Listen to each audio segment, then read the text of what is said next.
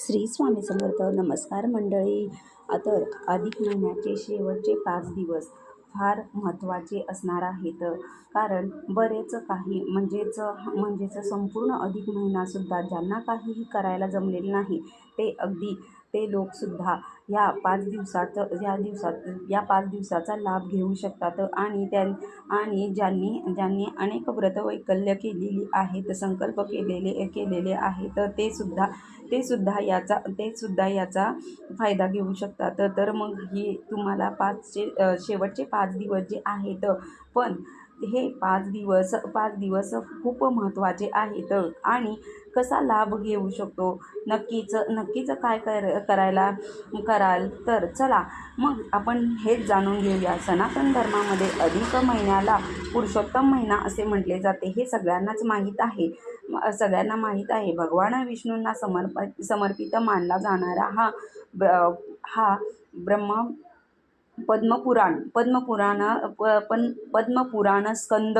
स्कंद पुराण, नारद पुराण या सगळ्यामध्ये अधिक महिन्याला महत्त्वाचे वर्णन करण्यात आले आहे. या महिन्यात केले जाणारे जप, दान, व्रत, पारायण, भगवंताचे नामस्मरण आता गोष्टीचे पुण्य अधिक पटीने मिळत असते. हेही आता तुम्हाला माहीत झालंच असेल.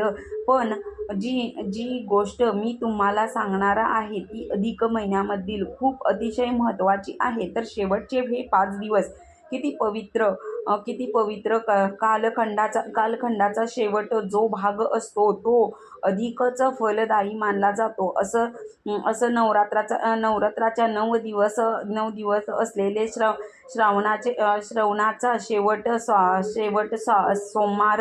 सोमवार असेल किंवा कार्तिक महिन्याचे शेवट काही दिवस त्याप्रमाणे अधिक महिन्याचे शेवटचे आध्यात्मिक साधनेसाठी अत्यंत महत्त्वाचे मानले जातात. यंदा अधिक महिना शेवटचा 5 दिवस कोणते असणार आहेत तर 11 जून, 12 जून, 13 जून, 14 जून, 15 जून म्हणजेच 11 ते 15 हा कालावधी असणार आहे. तर तुम्हाला काही ना काहीतरी समाधान किंवा साधना, उपासना करायची असेल तर ती काय करायची ते हे व्हिडिओमध्ये आपण पाहणार आहोत. तर या दिवसात काय महत्त्वाचे आहे ते आधी जाणून घेऊया. सगळ्यात पहिली गोष्ट तर 11 तारीख आहे अधिक महिन्यातील दुसरी एकादश. लक्षात घ्या मंडळी. एकादश हा एक व्हिडिओ आपण आधी सुद्धा बनवला होता. तर मागील महिन्यातील म्हणजे एकादशीचे काय महत्त्व आहे ते तुम्हाला मी सांगितलेलंच आहे. तर तुम्ही बघा, हा श्री हरी विष्णूंना समर्पित केली जाणारी तिथी म्हणजेच एकादशी असते. तर यामुळे आपण अधिक महिन्याला काही करायला जमलं नाही तर एकादशीला जमले नाही तर तुम्ही उपास केला नाही किंवा तुम्ही भगवान श्री हरी विष्णूंचा मंत्र जप करणे किंवा विष्णू सहस्त्रनाम असे हरिपाठ असे या प्रकारे स्तोत्र एकादशीला किंवा भागवत वाचणे अशा आपण अनेक काही पूजा करतो. पण पांडुरंगाचा फोटो जर असेल तर विष्णूचेच स्वरूप आहे. त्यामुळे अर्थातच पांडुरंगाची पूजा करायची आहे.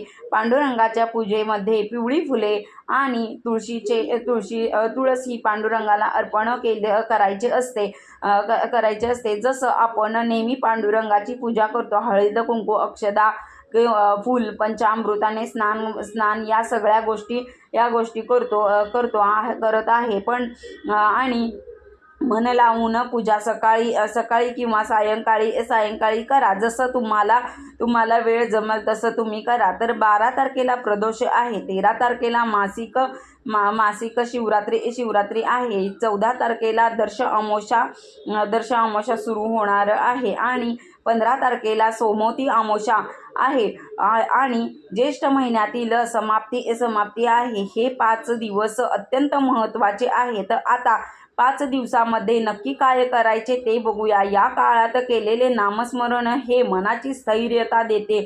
या काळात भगवान श्री हरी विष्णूंचे नामस्मरण करा. त्यांचा एखादा मंत्र येत असेल तर तो तुम्ही नक्कीच म्हणा. विठ्ठल विठ्ठल जय हरी विठ्ठल हा सुद्धा साधा सोपा मंत्र आहे. या मंत्राचे जर तुम्ही जास्तीत जास्त जप केला तर 5 दिवसामध्ये कराल तुम्ही शक्य असेल तितके तरी उत्तम. त्याचबरोबर 5 दिवसामध्ये श्री हरी विष्णूंचे विष्णू सहस्त्रनामाचे पठण करता येत नसेल तर तुम्ही श्रवण भगवद्गीतेचे 15वा अध्याय वाचा किंवा कमीत कमी एक तुळशीचे पान मनापासून तुळशीला पाणी अर्पण करा. तुळशीचे पूजन करा. अन्नदान गरजूंची मदत करा. सायंकाळच्या वेळीस तुपाचा दिवा देवाजवळ आणि तसेच तुळशीपाशी लावा. त्याचबरोबर राम कृष्ण हरी या मंत्राचा जप करणे ही गोष्ट अगदी सोपी आहे. अगदी सगळ्या तुम्ही करायचं आहे असं नाही. यातील कुठलीही एक जरी सेवा केली तरी तुम्हाला त्याचे शेवटचे 5 दिवसामध्ये हा नक्कीच अधिक महिन्याचे महात्म्य राहिले आहे. तर मी तुम्हाला अधिक महिन्याची ही कथा सांगणार आहे, तर तुम्ही तीही ऐकून घ्यावी. तर ती नक्कीच ऐका. 11 जून ते 15 जून अधिक महिन्याचा शेवटचे काही दिवस या दिवसात मोठमोठ्या विधी करण्याची आवश्यकता नाही. श्रद्धेने फक्त श्री हरी विष्णूचे नामस्मरण करणे जितके शक्य आहे तितके सत्कर्म करायचे आहे. अधिक मासाच्या आध्यात्मिक लाभ घेऊन धर्मग्रंथानुसार भक्तिभावाने केलेले लहानसे पुण्यकर्म सुद्धा या काळात विशेष फलदायी मानले जाते. मंडळी वास्तुशास्त्र, ज्योतिषशास्त्र, अंकशास्त्र यासारख्या विषयांवर तुमच्या काही शंका असतील तर